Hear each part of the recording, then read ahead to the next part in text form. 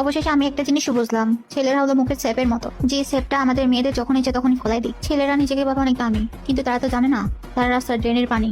তারপরেও ছেলেরা দাবি করে টাকা দিয়ে পাওয়া যায় মেয়েদের শরীরে সবখানি, কিন্তু তারা তো জানে না টাকা দিয়ে গোল্ড অ্যাভেলেবেল পাওয়া যায়, কিন্তু ডায়মন্ড না।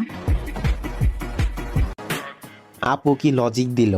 আপুর লজিকটা আমার পছন্দ হইল না। আমি লজিক দেই, দেখো তো পছন্দ হয় কি না। আপু, আপনি যে টিকটকে এসে নষ্টামি করেন, এইটা কি আপনার ফ্যামিলি জানে, নাকি জানার পরও আপনাকে কিছু বলে না? যদি আপনার মতো ক্যারেক্টারের মেয়ে হয় তাহলে আপনার মা আপনাকে কিছু বলবে না, আর যদি আপনার ক্যারেক্টারের না হয় তাহলে আপনাকে লাথি মেরে বের করে দিবে, আই মিন ঘর থেকে।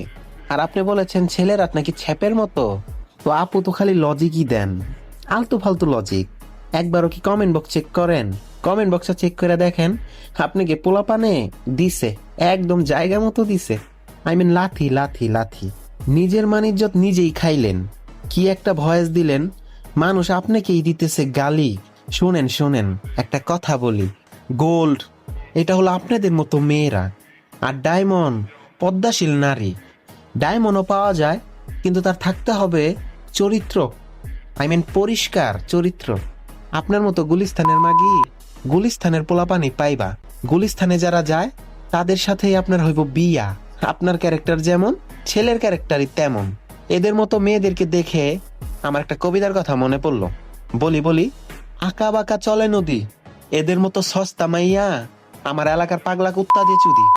ঠিক আছে, এবার যাও, সামনে থেকে সরো, দূরে গিয়া মরো।